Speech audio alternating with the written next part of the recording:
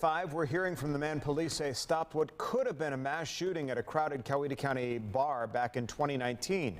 The heroic act did have a cost. Ben McCoy was shot 7 times. Now, as Fox 5's Doug Evans reports, the shooter faces justice. Surveillance video from Fat Boy's Bar and Grill from August 2019. A man's about to be thrown out of the door. There. That's Coweta Matthews. But understand, at this point in the video, bar security had already thrown him out once for being disruptive and would eject him a 3rd time later. But as this clip continues, deputies say Matthews is seen on video gesturing like he's shooting inside the doorway, and witnesses said he threatened to return and shoot up the place.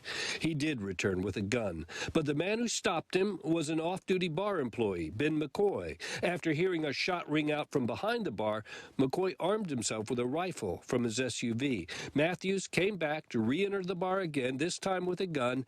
McCoy drew his attention with a shout that may have saved the lives of others. But at a price. Matthews shot McCoy 7 times. 6 years later, McCoy watched in court as Matthews was taken away to serve a 45-year prison sentence. Here's what he told him. I wanted him to know what all he took from me that, I won't be able to give back. Like my ability to play the guitar, the slightest thing, if it's sudden, it startles the crap out of me. After the sentencing, Coweta County DA Herb Cranford would say, quote, "The brave actions of McCoy likely stopped what could have been a catastrophic incident from occurring inside the packed bar."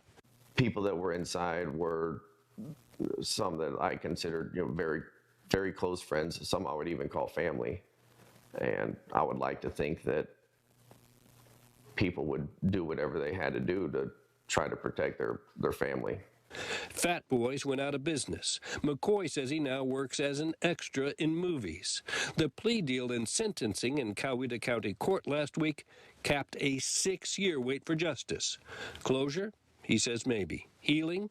He says there's a lot more to do. The healing that needs to take place now is more mentally than physically, because there's still a lot of trauma that needs to be dealt with. In Coweta County, Doug Evans, Fox 5 News. Wow.